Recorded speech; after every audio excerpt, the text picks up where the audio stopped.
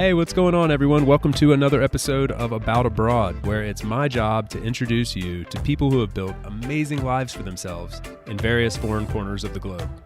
We're talking with expats and thought leaders about moving abroad, remote work, visas, and all the fun and practical knowledge that you need to know to follow in their footsteps. If you've ever dreamed of making a life for yourself overseas, maybe working remotely or embracing long-term travel, retiring or studying abroad, or even just taking a peek inside life beyond your borders, you've landed in the right place.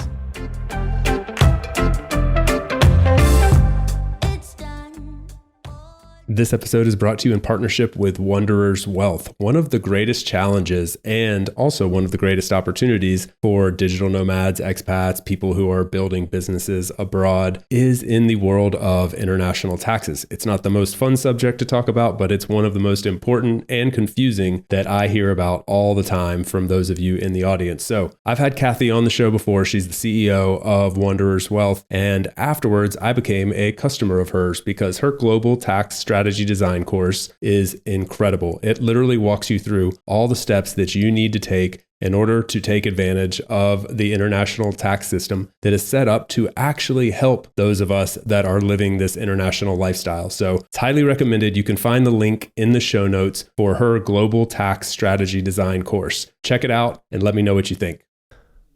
My guest today is Nora Dunn. She is one of the original digital nomads and better known as the professional hobo. She left her certified financial planning business in Toronto back in 2007 and has now traveled to more than 70 different countries and helps other people build a financially sustainable traveling lifestyle. Her bio is fascinating. We didn't even get to all of it during this conversation, so I'm just going to read you a little excerpt of this so you have a bit of information on Nora's background. Her travel experiences range from sublime to absurd to downright terrifying. She survived 3 natural disasters and got 3 tropical diseases, was robbed twice, and had 1 near-fatal accident.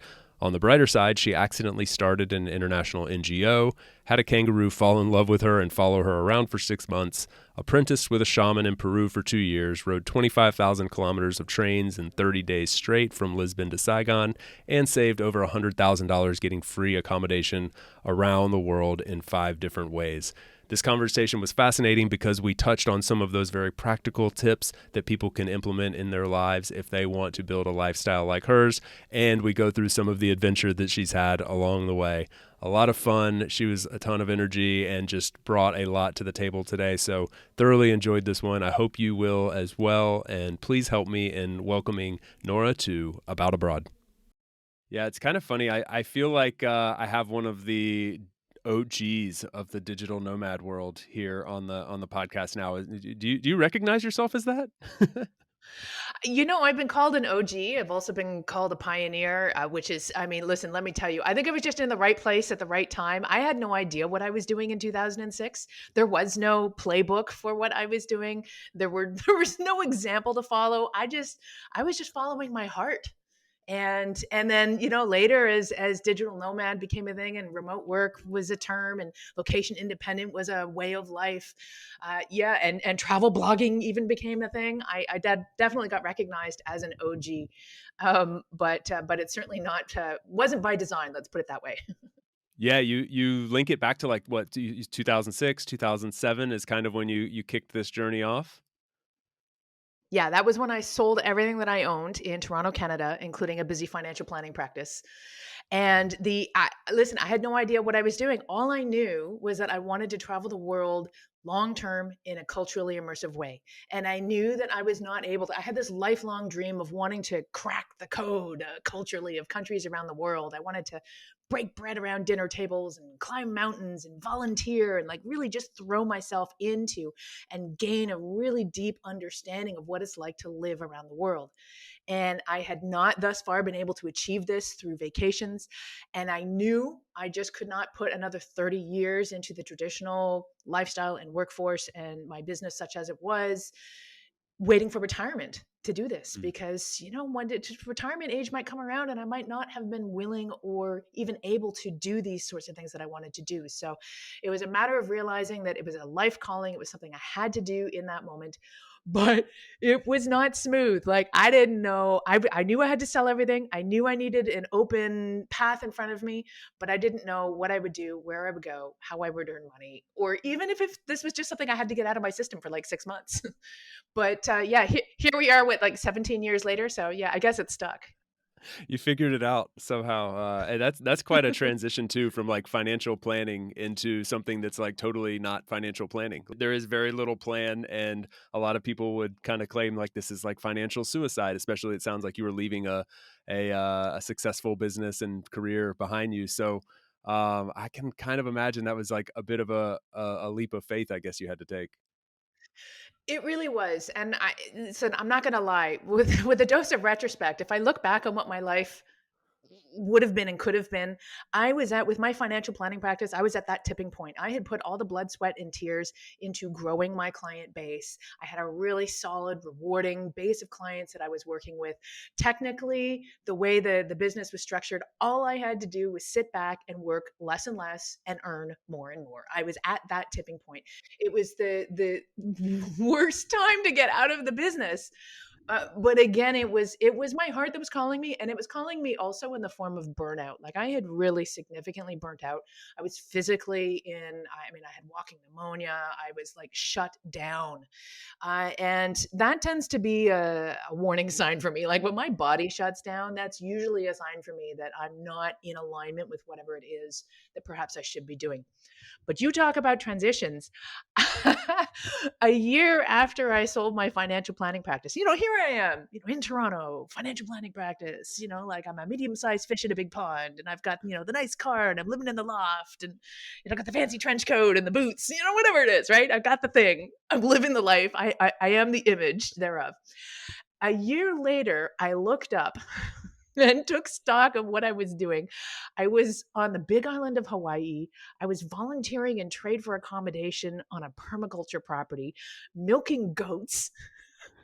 I was covered in mud. It was raining. I smelled like goat. I was like, what am I doing? What just happened? This transition was abrupt, if nothing else. That was one of many experiences that I could never have planned. I'd had no intention of even going to Hawaii, much less learning how to milk goats. This was not in my wheelhouse, or, it was not a bucket list thing. But over the next, I mean, really since I started traveling, my destinations have chosen me in the form of really interesting opportunities, things I never possibly could have planned or even thought of doing. And my life continues to meander in these amazing directions. And the only thing that I need to do is what I did right from the very start, which is just to be open to the possibilities that exist and be prepared to jump on the opportunities as they present themselves. Mm. That's a pretty good way to go about it. That's what a lot of people dream of, right? Is getting to that point where they're not afraid to make that jump and to go off and live the life. They see someone like you doing it and they think, "Oh, I wish I could do that." And I imagine there was a version of you before you actually made this big change in life that was also thinking that, saying like, "I wish I could do that. I want to do that." But you didn't for some reason until that point. Was there like you mentioned burnout, was there a breaking point or something that really kind of like pushed you over the edge to make this drastic change? There were probably a few inflection points for me, one of which was the last traditional vacation that I ever took. And it was December of 2005. I took a month to go to South Africa. And this for me was going to be the realization of the lifelong dream of cracking the code of cultures and countries around the world. Right? I'm a whole month in South Africa. Like, that's it. I'm going to know this country when I leave.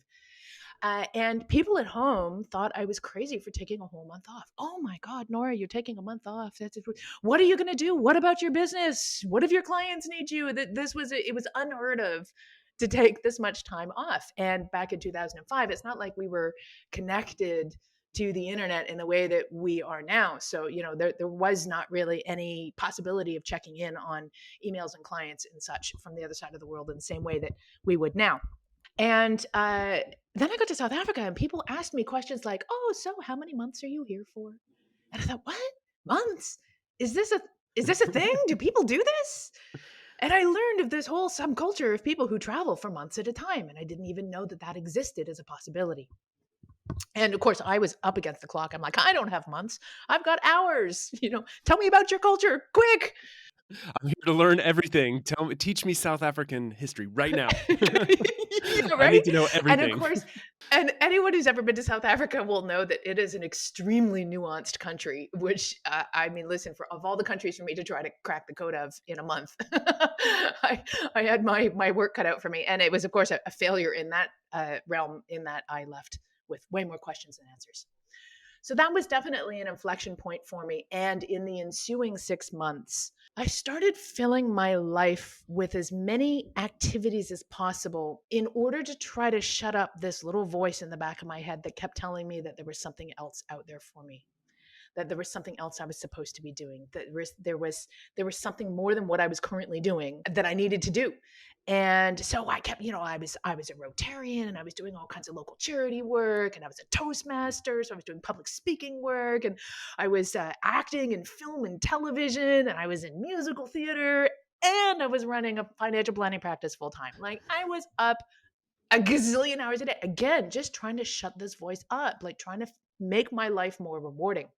And that's, of course, ultimately what led to the burnout, which led to that reckoning. It's only when I am laying flat on my back, unable to move, that I'm really forced to take stock of what's happening.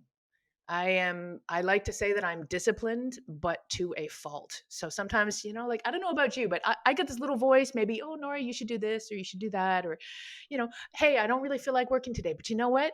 I need to work. So I'm going to put my head down, and I'm going to plow forward, and I'm going to get the work done.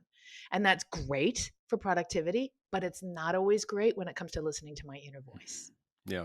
So when the body shut down, I was like, okay, now we got to take a look at this thing. And the first thing that happened, somebody who I cared about at the time took my hands into theirs, and they said, what do you want to do? And I said, I just want to fucking retire. And that was when I considered what retirement meant to me, or what it would look like. And that was when I hatched this idea that maybe I'll just go travel the world and see what happens. How about you? What was your inflection point? I've heard a lot about your story over the episodes that I've been listening to, but I haven't heard an inflection point. Did you have one? Yeah, a little bit. I think mine was there's a lot of similarities actually between our stories. So first of all, I was also working in the financial services area during the first chapter of my career, and just kind of thought that it was like I know exactly what you're talking about, how you got to that point in your career where you were like, basically, you just have to sit there and keep making more money and working less, right? Like that's the way those businesses work. You work really hard for X number of years, 5, 10, 15 years, whatever it is. And then you've got a book of business that's going to keep paying you renewals for years and years. And that's something that you're kind of like working towards. So I was in a similar world in a lot of ways and felt like I was climbing the ladder in the right direction, but definitely did not feel fulfilled. There was this big part of me that was saying like, are you really doing what you want to be doing? Are you just doing this because it's like what kind of came to you? It was definitely, the latter. I wasn't really doing what I wanted to be doing. It was just like easy and there and available and seemed like the quote unquote right thing to do. So funny enough, like another parallel is my wife and I went on our honeymoon for 2 weeks, which was mind blowing to an American company Right. at this time. Going 2 weeks, there were people making fun of me like, oh, you're such a slacker, you're taking 2 weeks off. And to be honest, like I didn't take them completely off. Like I was still like checking email occasionally and checking in and stuff. And so anyway, I mean, I came back from that. We went to Greece. We did like total tourist route, like hit like Santorini and Mykonos and Athens, and did all the fun like touristy things. And we were already like my wife and I were already really into traveling, like a good bit. Like we would, but it was, in the limited amount of time that we had, we would race over to Europe for a week or race down to Latin America for a week and then come back and do that like 3 times a year. That was the only scratch to our itch that we were getting, which like wasn't nearly enough. So we went on this one trip for 2 weeks, which was the first time I ever took 2 weeks off. And we came back and we just said, we just can't keep going. Like we have to do that more. So similar to you, it was just like this one trip that just kind of said to me, like, we have to figure this out. And that was I want to say that was in August. It was because that's when we learned not to travel to high trafficked tourist destinations in Europe in August. And by March, we had both quit our jobs. We had started an online business. My wife had actually already started that before the honeymoon. She was doing quite well. And we were able to walk away and just say, let's go travel and give it a year and then figure it out. So we also had that, like we had some money set aside, and we had like a 1-ish year plan. Like, let's just try this for a year. Worst case scenario, we'll come back and figure it out. Sold the house, got rid of the cars. But we had people giving us, like, we did have people that intervened and said, like, this is ridiculous. Like, you shouldn't be doing this. You're giving up your careers. Some people like really worried about us that we were just, you're selling this house. It's in a good area. It's growing in value. You're giving up the retirement of stock options, all these things. And there were a million reasons not to go, like a million very obvious reasons not to go. I'm sure that you could list off as well, but there was just that one big reason that was like, yeah, but screw it, let's go. Yeah, it's funny. A lot of people ask me, what kind of pushback did you get before when you announced that you were making this great change to your life? For the most part, I didn't get pushback. Partly because people who know me really well know that I'm going to do what I'm going to do, and there's there's no convincing me otherwise. So an intervention would have been useless. But really, for the most part, I think I spoke to people's own inner desires. Like the most common comment I got was, "Wow, I would love to do what you're doing, but I know I never could." And that was that. So there was really just kind of like, "Wow, get out there and you go, girl." Was the predominant response that I got. So it's interesting that you got that pushback. Do you ever look back now on the decisions that you made? And, like I had a moment recently where I saw a colleague of mine from the financial planning industry who was our businesses were at exactly the same point. We started at the same point where businesses were at the same point when I sold, and he kept going. And I see where he is now. And there's a part of me that's kind of like, yeah, I'd have a really comfortable life now if I had just kept on that track.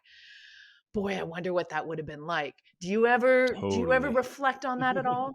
Totally. It happens a lot. Like there's a lot of factors there. Like I've made the mistake of going back and looking at that house that we sold, like what the value of is, and now you go, "Oh man, shouldn't have sold that." I've looked at like the career trajectory. I've run into some people who say, "Oh yeah, things are going well. We're making this or we're doing that." I know, like, you do have that FOMO sometimes. You do definitely think like, "Oh, I could have done this."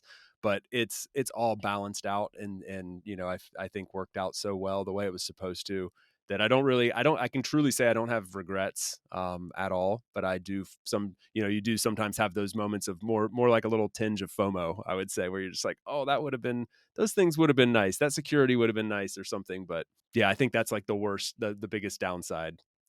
Yeah, I agree with you wholeheartedly. I definitely occasionally look back and go, "Oof, yeah, I'd have a real easy life right now." But at what cost would that life have come?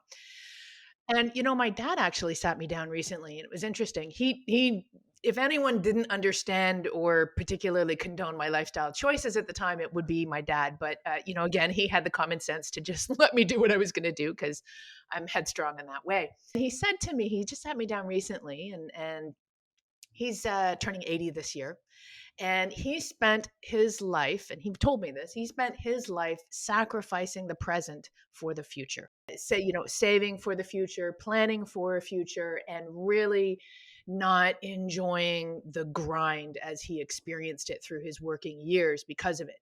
He didn't go on the vacations. He didn't do because he didn't feel he had necessarily the financial means for it, or whatever it was. He just sacrificed all the things that he really wanted to do in that present in order to secure a financial future. And he said, "Nora, you did it the other way around." He said, "But you didn't even sacrifice your financial futures. You had your cake and eat it too, right? You had all the amazing experiences of traveling the world and living around the world. And you've done all the amazing things that people tend to reserve for the end of their lives.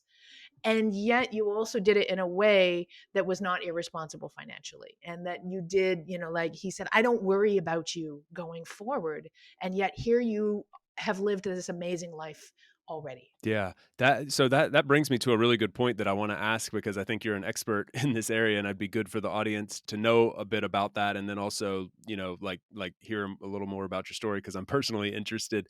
But that's kind of what you do. It's not like you just like sold this business and then just floated on that check for the rest of your life. Like you've continued working, and you're actually kind of paying it forward by helping others. You have a background and expertise in financial planning. You also like to live this kind of unique lifestyle that's becoming a little less unique, which I think is awesome. It goes a little bit more mainstream, and now you're helping people kind of do that. So I would love to hear you kind of say it a bit more eloquently than I've just put it, and kind of tell your story about like what you're doing to sustain this lifestyle, and then we can see where that goes in terms of like how we can give some advice to people who are sitting here going, yeah, I want to follow Nora's path. This sounds awesome. Okay, yeah. The financial planner in me, I never stopped being a financial planner, really. In that it was always innate in me to do financial planning. That was even before becoming a financial planner. I resonated with elements of financial planning, and I'm not just talking about investments. Like when I sat down with my clients, they would bring all their statements and all their investments and their bank books and all these sort of things. And I would just take it all and I would push it to the side and I would look at them and I'd say, so what do you want to do with your life? And they would look at me like I was from the moon. They're like, what does this have to do with my investments? And I said, a big fat pile of money is not going to do you any good if you don't know how it's going to help you live the life that you want to live. So I was always about engineering your financial situation to help you live the life that you want and design the life that you want. So that was always inherent to me. So when I sold my financial planning practice, I did have a monthly income that was coming in. It was fairly small, but it was about $2,000 a month. So that I knew was my buffer, and that would last for a couple of years. So my mission that I set to myself was, I want to see if I can live on this money without touching my savings. And I want to see if by the end of that 2-year period, when that money dries up, I can have something else built that will replace that income. So it was twofold. I was learning how to travel the world on a budget, because $2,000 a month was, $24,000 a year to live and travel full time, all expenses in. It was a bit of a challenge. But as I would come to understand, actually, the cost to travel full time is significantly less than it ever cost to live in one place. Now, caveat, it depends on how the choices you make, right? So, but I was making conscious, creative spending choices that kept my actual cost of living and traveling full time very low without sacrificing on style. So, quick teaser, one of the ways that I saved a lot of money, I saved over $100,000 in my first 10 years of full-time travel by getting my accommodation for free. I literally wrote the book on it. There's 5 different ways to get free accommodation around the world. Not all of them are perfectly suited to the digital nomad lifestyle and to remote work, but some of them are absolutely ideal. Wow. So that was a creative, conscious spending choice that I made that also saved me a lot of money. And let me tell you, before you get some vision of me living in a cardboard shack at the side of the road, I was living in these beautiful, like, mansions. I was house sitting and taking care of. I lived on boats in the Caribbean for 3 months. I had some amazing experiences. So yes, I did milk some goats. There was that little that was one of my free accommodation gigs. It was probably the most, I don't know, shall we say, organic of gigs that I did. But yeah, in other cases, I was designing marketing plans, I was running retreat centers, I was house sitting, I did all these amazing things that informed like they just provided these amazing travel experiences as well. So while I was doing that, of course, I was also learning how to travel full time. I was carving out my travel style, and I was developing a remote career as a freelance writer. Mm. Now, something interesting happened in that I found that I was getting hired by financial publications to write about travel, and I was getting hired by travel publications to write about finance. So, as such, I created as a freelance writer, I found myself falling into this niche and carving out a name for myself in the finance of travel. Concurrent to all of that, I also had my travel blog, which in the pioneer days of 2006, travel blogs were just online journals. That is all mine ever was. It was just meant to be a place for me to have a creative outlet and for my friends and family to check in and see what I'm doing and read about my latest travel stories.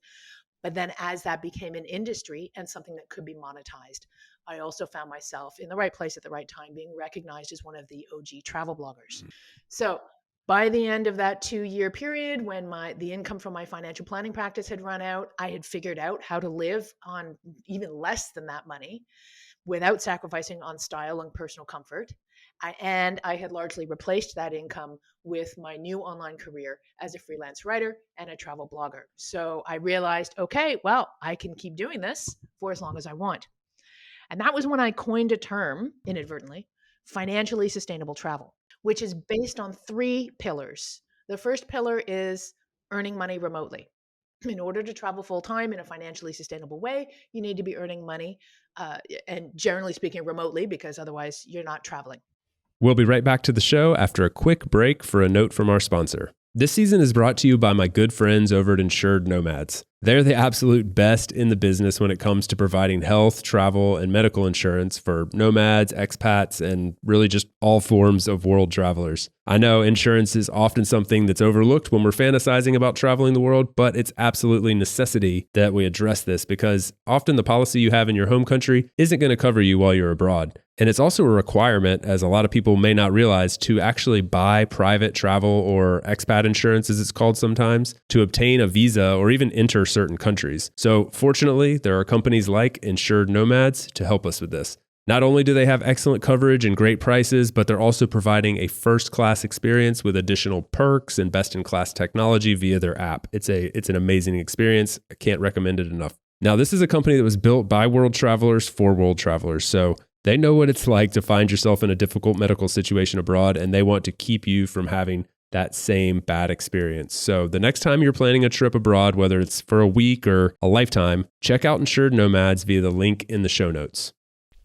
Hey guys, so many of you write in asking how to support the show best. And if you are listening and made it this far into the episode, then I'm going to presume that perhaps you're one of those people that wants to help. So if that's the case, the best thing you could do right now would be to open up the app that you're currently using to listen to this episode. Go to the little arrow thing that allows you to share, select it, and share it to one of your social media networks. That would be a huge, huge help. You can feel free to tag me at DC Warrington, and I'll slap you a virtual high five from wherever I am in the world. Thank you so much for the support. We really appreciate it, and I hope you enjoy listening to the rest of this episode.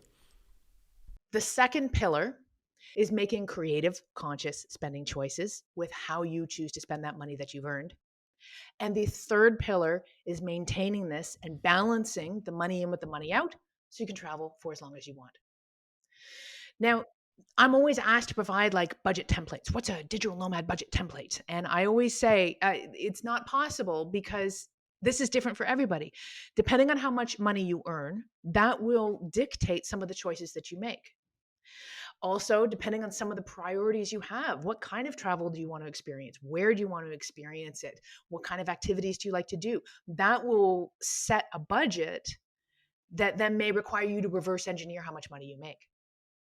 So these first 2 pillars are malleable depending on what your priorities are and what your existing situation is. And it's all about the choices that you make, and it will change, likely dramatically, as the years go by. It has for me. For my first 10 years on the road, I tracked and published every dollar I earned, as well as every dollar I spent. And I published this to prove that full-time travel could actually be financially sustainable. But even in the course of those 10 years, my income and expenses changed dramatically. But every single year, regardless of what happened, I always made more than I spent. So what was like the early on, like what were some of the things you were really cutting costs on? Because like $2,000 a month, even though we're talking about 2006, 2007, like still pretty tough to travel. I mean, it's people could say like, oh, I live on that, all that I can do that. But when you start factoring in like, I mean, just thinking about things like taxis and air and flights and baggage, paying for baggage, like these things go up very, very quickly. And then also you're thinking about like, okay, I want to go see tourist attractions. And if I'm going to be in a place, I want to enjoy it and go out and experience it, not just like sit in a Motel 6 in the middle of nowhere, so you're going to like nice locations usually, or goat milking locations, or you're like, or you're out like experiencing the world, but like that's kind of tough to do on 2,000 a month. So what are some of the like major cost cutting factors that you can recommend or that you experienced? Brilliant question. And that leads me to one of the biggest misconceptions of the travel lifestyle. And that is that it's a vacation. Mm-hmm. The first thing, and I think probably one of the hardest things for new digital nomads to get, or new long term travelers to get out of their head, is that they are on vacation. Because that's all we understand travel to be until you reimagine what travel as a lifestyle could be like. You're accustomed to going on vacation. So what happens when you're on vacation? You're staying in hotels or motels. You're taking taxis. You're traveling quickly. You're doing tourist activities most days of the week. You're eating all your meals out. And if you do it right, you will return from your vacation needing a vacation to recover because you were doing so much stuff. That's what generally happens. Yeah, that's what normally happens. Right? You get back and you're like, I'm more exhausted than when I left. Yeah, right? Travel as a lifestyle is completely different for a variety of different ways, and it's different logistically as well as financially. First of all, if you are traveling as a lifestyle, let's consider the fact that you're working full time. If you are working full time, you are just, it is impossible to travel at the same pace, even remotely, as you would if you were on a vacation. Just consider your lifestyle at home. Consider how much you do, at home, whatever that might be, right? When you're working full time, how often do you go out and do something social or something that could be the equivalent of a touristy activity? You might get out once or twice on the weekends or one day a week to see some friends. The rest of the time, when you close your computer or when you stop working for the day, you're just tending to the daily tasks of life. And that doesn't stop when you're on the road either. You still need to shop, you still need to cook, you still need to eat, you still need to do your laundry, and you still need some obligatory relaxation, Netflix and chill time. That does not change when you are living on the road versus when you are at home. So, what that means is inherently now you must travel slowly. Because if you are changing your locations and destinations every week or two, as you might when you were on a vacation, you're going to burn out real fast. Take it from me. Just please trust me on this one. Right? I made every mistake in the book. 70 plus countries later, you figured this out. Right? Exactly. Well, I did. So one year, I think it was 2010. I keep losing track now. I traveled so fast that on average, I was changing beds every 5 days. But that entire calendar year, the longest I stayed anywhere was 2.5 weeks. Damn near killed me. It was too much. It was too fast, and it took a toll. So that was when I learned that the pace of travel is important. But here's the benefit. Here's yet another benefit of slow travel. If you travel slowly, you'll spend less money. Right? The fewer planes, trains, taxis, tuk-tuks, scooters, Ubers, whatever it is that you are getting on, the less money you'll spend. The longer you stay somewhere, you usually have some kind of accoutrements of home, like a kitchen. So now you're going to be able to, you don't have to eat all your meals at restaurants. And then also, you will set a pace of travel. You're not doing touristy activities 7 days a week or even 6 or 5 days a week. So, yes, you're going to get out and discover your destination. You're just going to do it extrapolated over a longer period of time, which means you won't spend the kind of money that you would if you were in that vacation mindset. So, doing that, once you really wrap your head around travel as a lifestyle versus a vacation, you may find that you're inherently going to spend less money right off the hop. For me, in the initial years, making that $2,000 a month budget work was predicated as well on getting accommodation for free. And often these free accommodation gigs involve me staying somewhere for months at a time. So again, that I almost like I learned right off the hop that slow travel was not only going to be culturally rewarding, but then also financially rewarding and logistically more possible. So it was just kind of like a perfect, I mean, I made a lot of mistakes, but I Yeah. also stumbled into some really great strategies and ways of life as well. What was one of the big mistakes that sticks out to you? Well, traveling too fast was definitely, it took a huge toll on me. And so that was definitely, and that was where this is why I say it. Anyone who's listened to me, speak on podcasts and who tracks my videos or even reads my stuff will know that I'm a huge proponent of slow travel, because What does it look going like for you? Like fast. what is your cadence now? And like how do you define slow travel for yourself? Well, over the years, I mean, again, it's just changed so many times. And this is the beauty of lifestyle design. There are no rules, there is no template, and there is no precedent. And sometimes it's been challenging for me to understand that even in the scope of my own life, I could design and redesign what I was doing and how. But there were times when I traveled so slowly, people might, it was like imperceptible. Like, do I live here? I don't even know. Yeah, yeah, and the first place that happened was Australia, and I found myself in Australia. I was doing a 6-month work trade gig, and then my partner at the time and I really liked the place, so and then the universe conspired to give us this house that we could rent for like $300 a month, and it was in an area that we liked. So we're like, okay, cool, let's do that. And then we got stuck in Australia's worst ever natural disaster, which was bizarre, and then things just life happened. Life happens while you're busy making plans, regardless of where you were. And then suddenly I'd been there for 2 years on and off. And that in part was a function of a few different things. My partner at the time was really resistant to the actual travel aspect of travel, which was Problematic. ironic and strange. Right? So I was trying to appease, and he ran out of money, so we needed a job, and he found it in Australia. So that like we found that balance. But what I found in that time as well, although that I didn't want to be there for that long, and I did eventually leave, and I left him there with his Australian girlfriend, so we were all happy. But um, I did. Learned that actually setting up a home base and using it as a base for exploration, further exploration of a region or area, was actually something that could actually be really useful in this lifestyle. So I did that in other places. Yeah, I was in New Zealand on and off for 9 months. I had a home base in the Caribbean for 2 years. I lived in Peru for 2 years. I was apprenticing with a shaman who does that. I was in Ecuador for 9 months, working with another shaman again who does that. Um, so I really enjoyed, again, the slow travel financially and logistically works well, but then also setting up these home bases along the way and using them as opportunities to really dig my teeth into and further explore a region in general really worked out well for me. And again, if we go back to my MO and the lifelong dream of cracking the code of countries and cultures around the world and experiencing what it's really like to live around the world rather than merely travel through it, then I was doing what I was living the life that I had designed for myself. I've met other digital nomads that doesn't quite do it for them, Yeah. right? So they want to go faster and they're happy to change locations every month. You started off this question. I do actually remember the question you asked, which is surprising for me sometimes. What's the cadence? What's the pace of travel?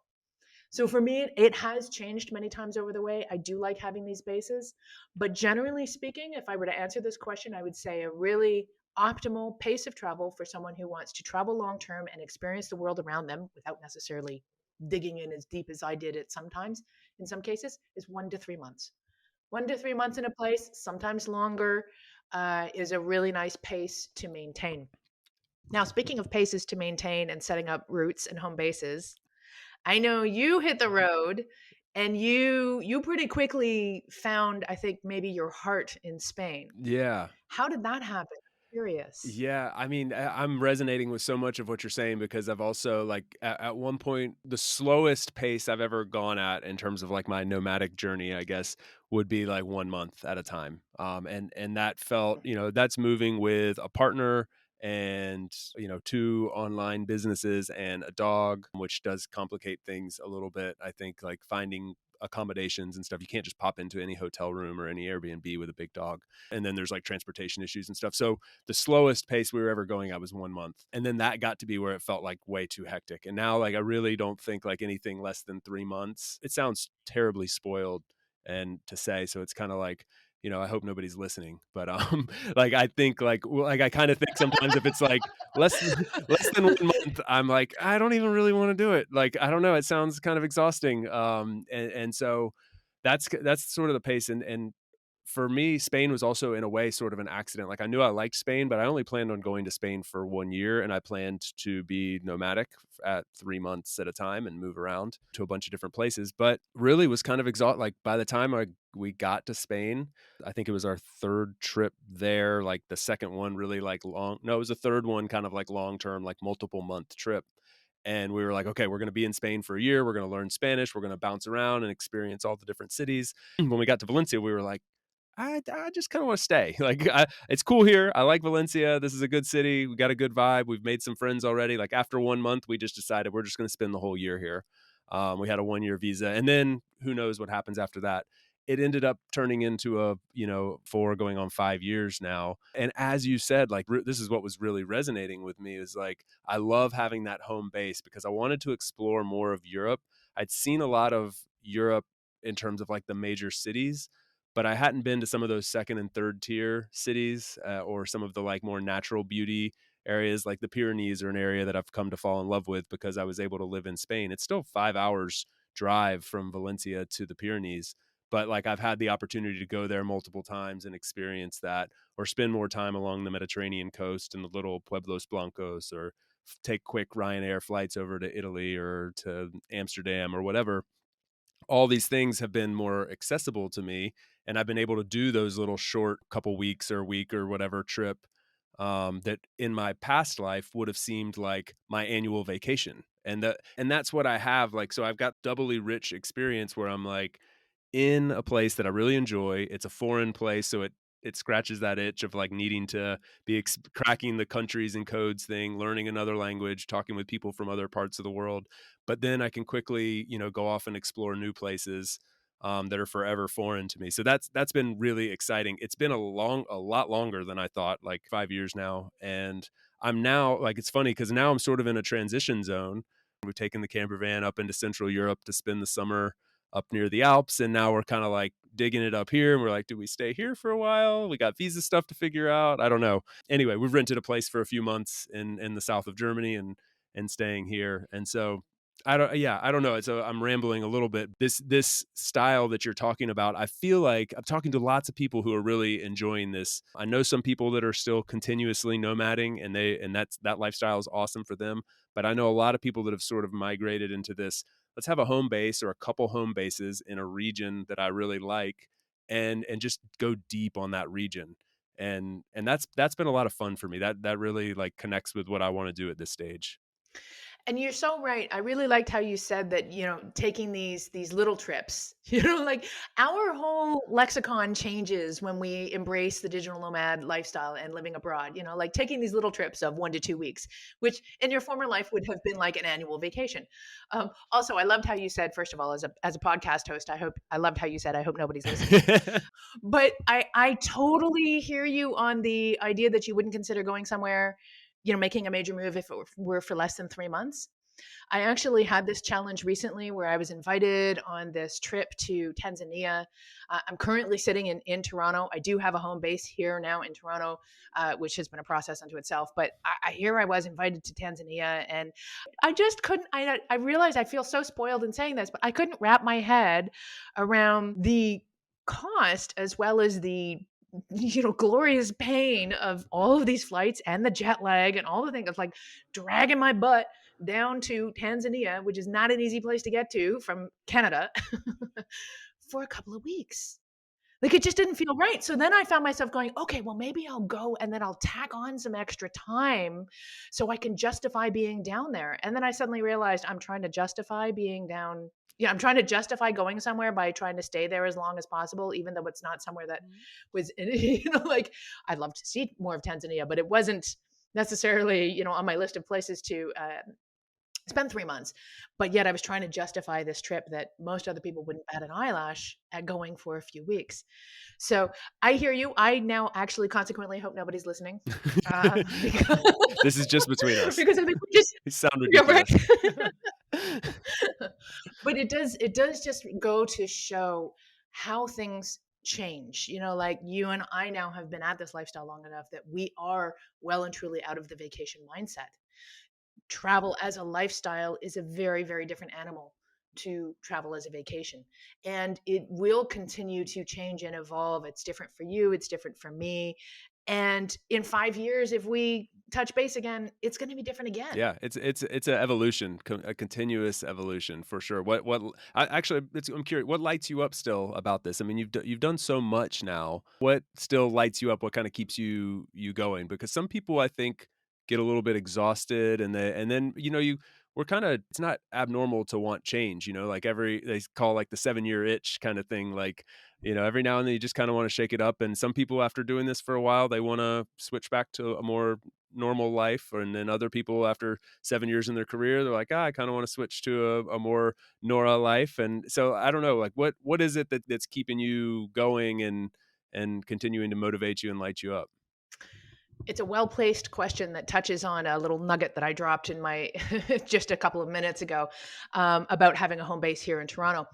And it's interesting. I found that after about 10 years on the road, a lot of my colleagues, like the few people who kind of started the lifestyle around the same time that I did, I noticed they were coming off the road after about 10 years. They were making a big change. So it was like the 7-year itch, except it was a 10-year We're cycle. nomads are like 7 to And, 10, we're a little bit yeah, right. behind the curve. Well, for me, I was a little bit even further behind that curve because it was at 12 years that I realized I had completely and utterly burned out. And I was, despite this very slow pace of travel, I just felt like I'd lost all sense of belonging in the world. I didn't, and that was for a few reasons. And it's been a really interesting process because now here we are in 5 years after that episode of burnout, and I've kind of come out of some dark times, the dark night of the soul, if you will, of some really hefty exploration. So I hit 12 years.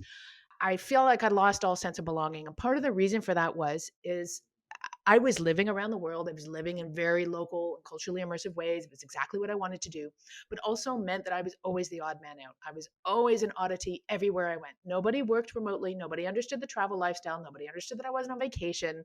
It was difficult to establish, long-term rewarding friendships and relationships. But more importantly, I just felt like I was constantly misunderstood, and I was constantly swimming upstream against these streams of misconceptions and misunderstandings. And in some cases, I felt like I had to even defend my lifestyle, which was kind of weird.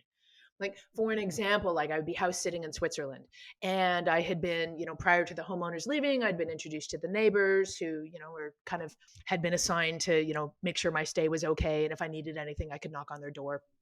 And one day after being there for a couple of weeks, the neighbor knocked on my door and she said, "So, how are things going?" And I said, "Oh, great." She said, "Great. So, what have you done?"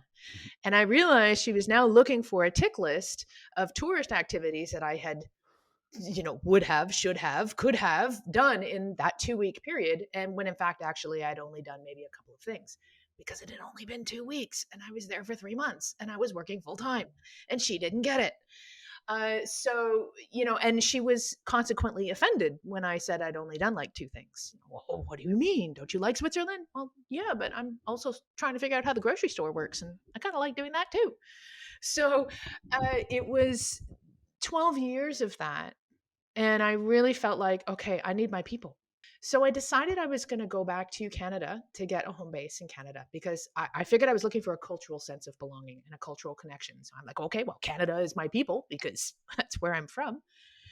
And long story short, the universe conspired to give me this apartment in downtown Toronto that is a fraction of what apartments go for in Toronto. So, and my family is here, my parents are here. So I just thought, okay, well, I guess this is where I'm going to set up a home base, but it's just a base. And I'm going to keep traveling. And, this is a place that I will come and unpack and unwind, and then I can hit the road again. And that's exactly what I did until the pandemic hit. And then I was locked down in this apartment for 15 months. And that was really hard. That 15, I mean, in Canada, the pandemic was, Ooh, listen, brutal. it wasn't pretty. It was not pretty. So I'd never actually been locked down anywhere. I'd never not traveled for 15 solid months. And, like not only had I not traveled, but I hadn't traveled any further than the grocery store. So for 15 months.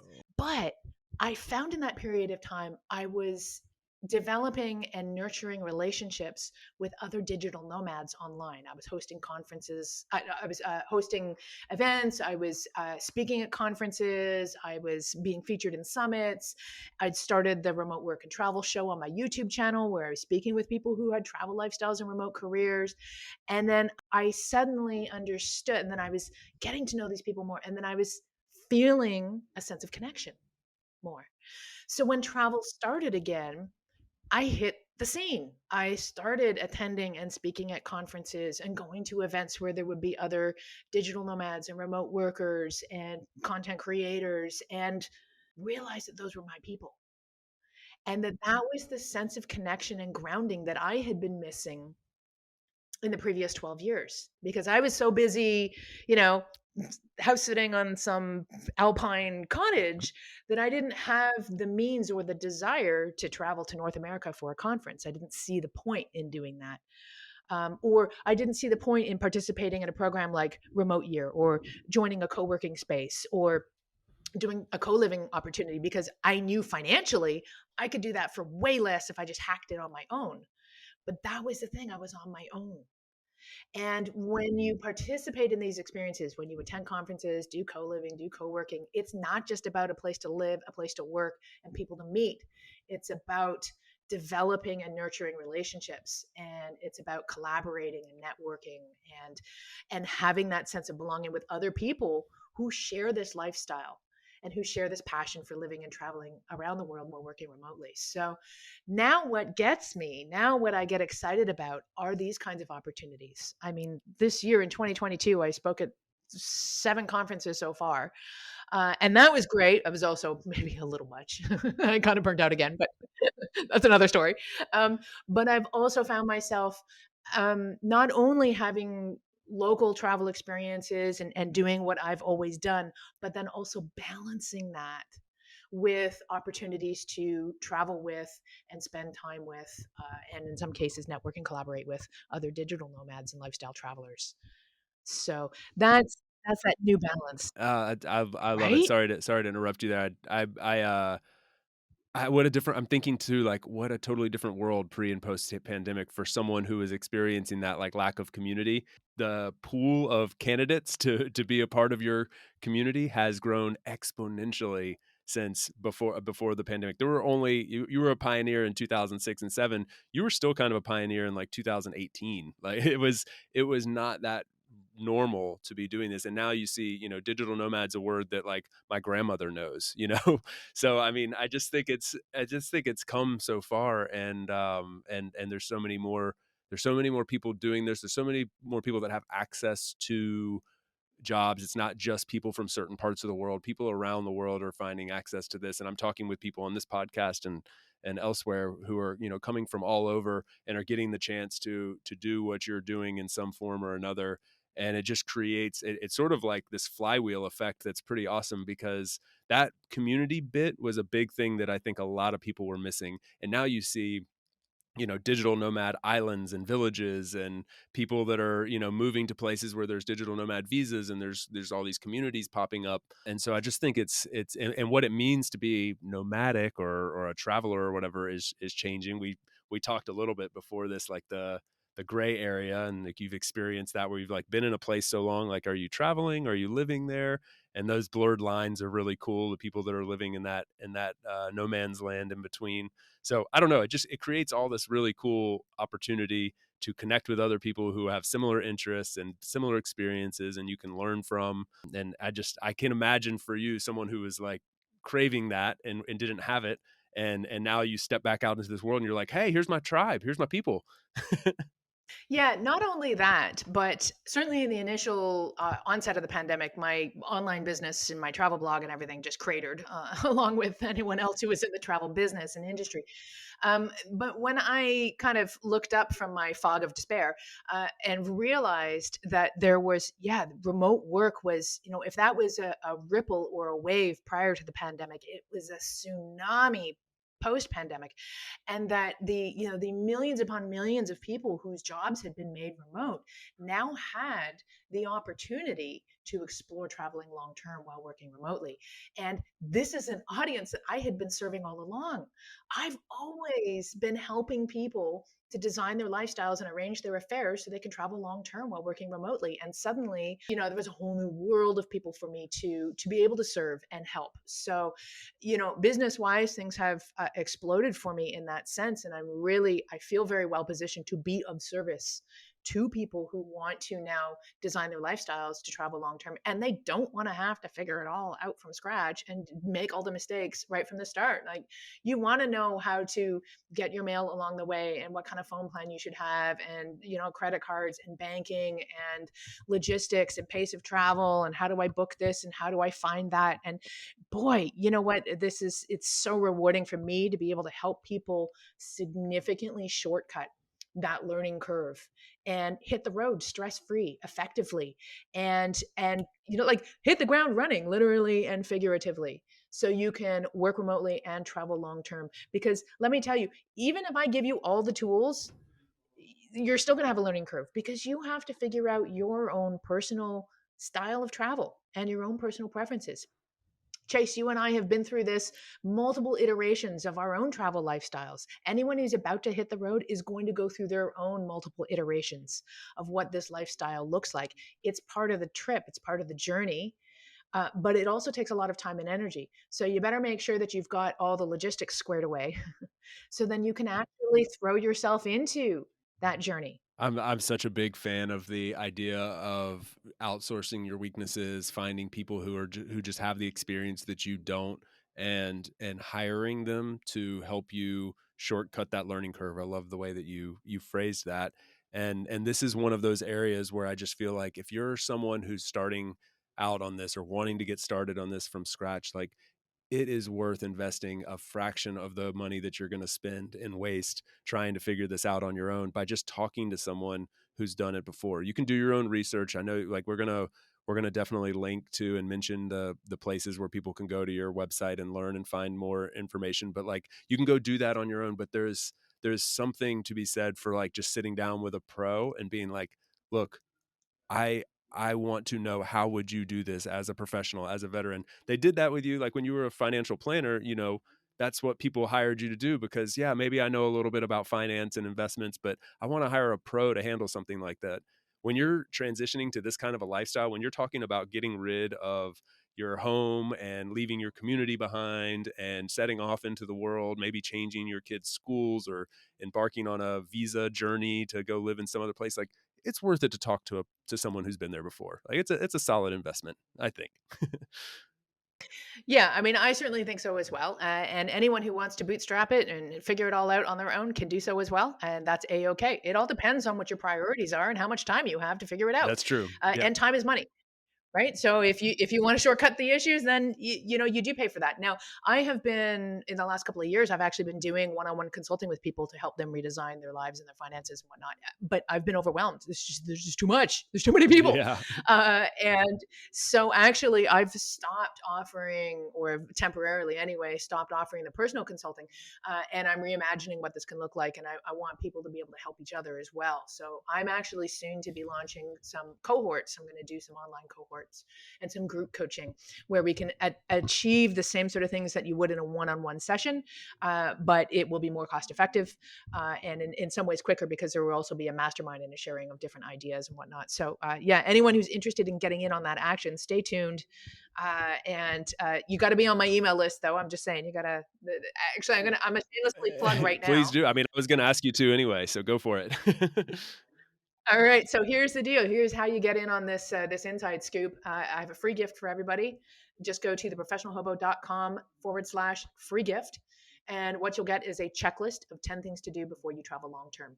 So this will give you an idea of the sort of bases that need to be covered in order to embrace the travel lifestyle. But of course, as you might imagine, it is only the tip of the iceberg. So what you'll get the checklist, but then that'll also put you on the insiders list. And then when I do come out with new stuff and online cohorts and stuff, you'll have a chance to sign up for that as well if you wish. Oh, that sounds awesome. I think that's a really good way to serve a larger community in a pretty similar way. I think those coaching cohorts can be a great way to get those people the same access to the same information, because they have a lot of the same questions, right? Like, people starting out on this lifestyle are gonna have a lot of the same questions, and they can learn a lot from each other's experiences. So I love that. I was going to actually ask you to plug those things. Are there any other links or places where people should go to find you, or to learn more, or to learn about some of the things we've discussed today? And one of them I'm going to ask you to mention, if you have anything related to those 5 ways to live free. I don't know if you have like a resource that you can plug people to or mention a couple of them here. That would be awesome, because we didn't actually get back around to that.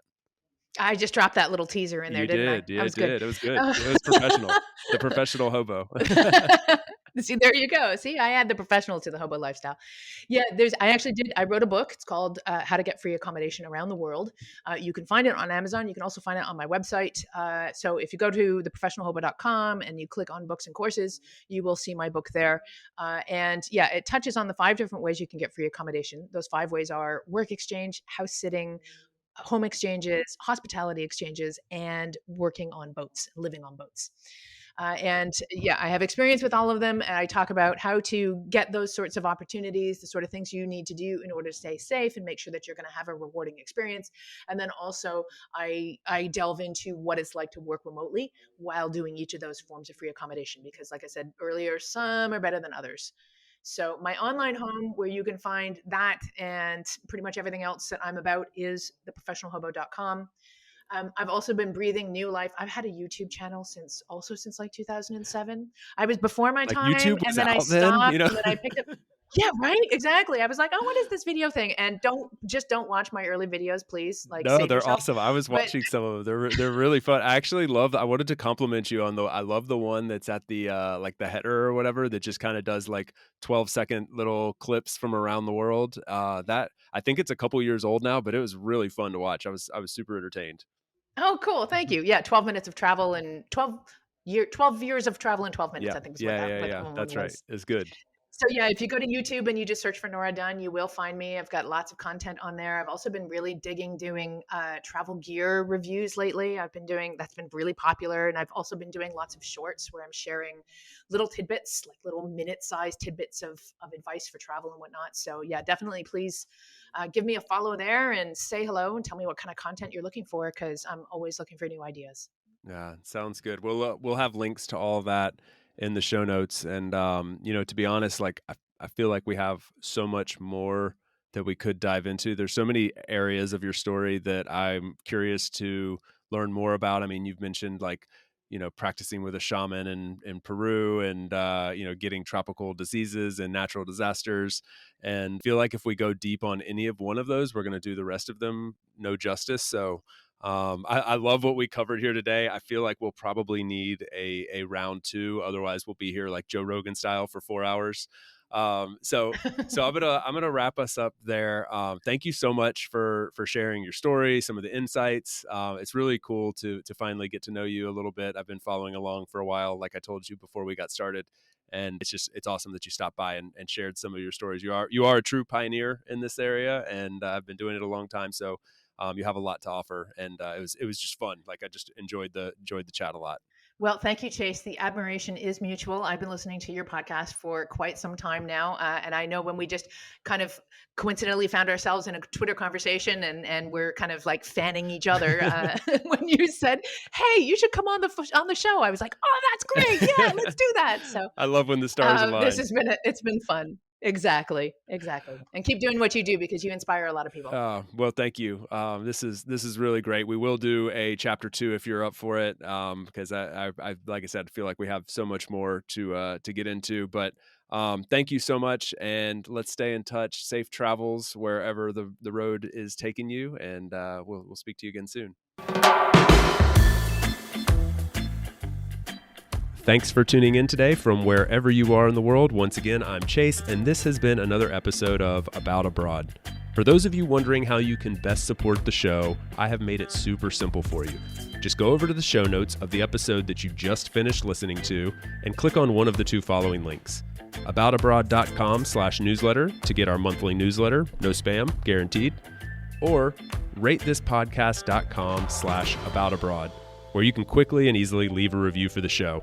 It's not just important to me, it also helps more wanderers just like you find us. Finally, don't forget to subscribe on your podcast platform of choice, and we will see you again next week. Thanks again. Hasta luego, amigos.